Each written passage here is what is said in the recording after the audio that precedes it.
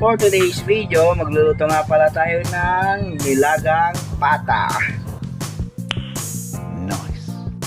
So, yun mga maminsar, dahil Father's Day ngayon, so yun lang yung ulamin namin for today's video.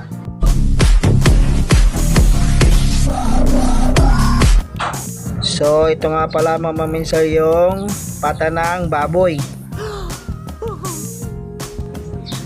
So ito nga pala yung mga ingredients niya mga maminsar.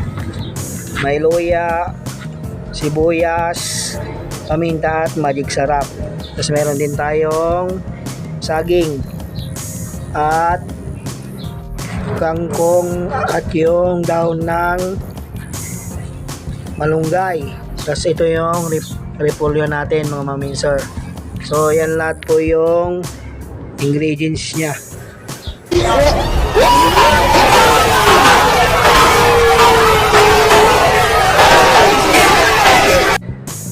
So yun mga maminsar, let's go, lutuin na natin to. So yun mga maminsar, dito nga pala tayo magluluto sa may waga nating kalan kasi wala naman tayong shilin mga maminsar. So dito tayo sa paryok magluluto. Yun mga maminsar, magigisa muna tayo ng ingredients. So antayin lang natin mga maminsar na uminit yung mantika bago natin nilagay yung sibuyas tsaka luya. Kapag mainit na mga maminsar, una natin yung sibuyas. So palabasin lang natin yung aroma ng sibuyas para kumapit dun sa baboy natin sa may pata. Sunod na natin yung luya mga maminsar. Yan naman yung magpapatanggal ng lansa ng baboy natin. So pag brownin lang natin yan, tsaka natin lagay yung baboy natin mga maminsar. Mga maminsar, kapag brown na, lagay na natin yung pata ng baboy natin. So gigisa lang natin yan mga maminsar.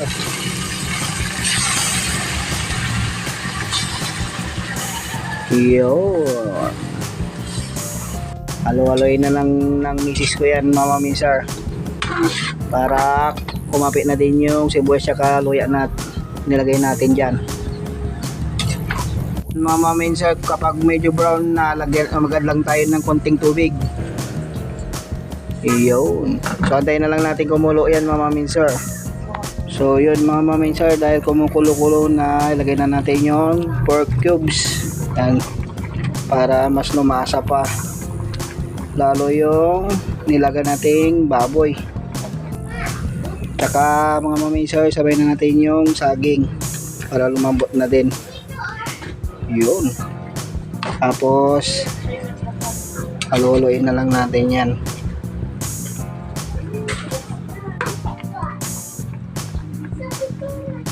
So nung nilagay natin yung saging, palambutin natin yung karne ng baboy para mas malasa siya, tapos hindi siya mahirap kagatin, nuyain. Ayun mga maminsar, lagyan na natin ng pampalasa, asin yan, tapos yung paminta, tapos yung magic sarap. Kahit hindi tayo sponsor nyan, baka naman magic sarap. Mga pampalasa mga maminsar, lagay na din natin yung repolyo para sabay-sabay na din lumambot yan. Yun, mikos na natin yan.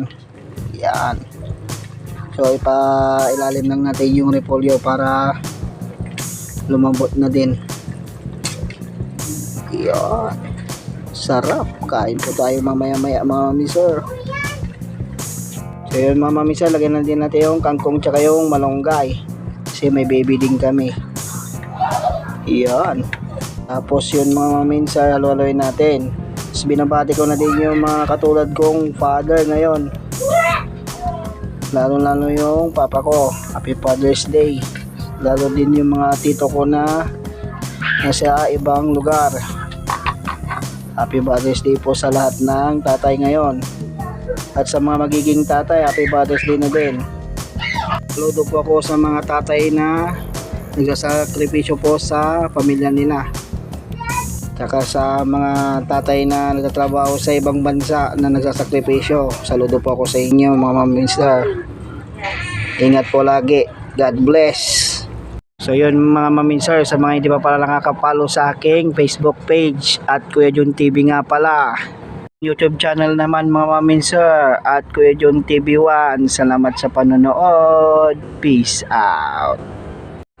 So yun mga ma'am and sir, kain po tayo.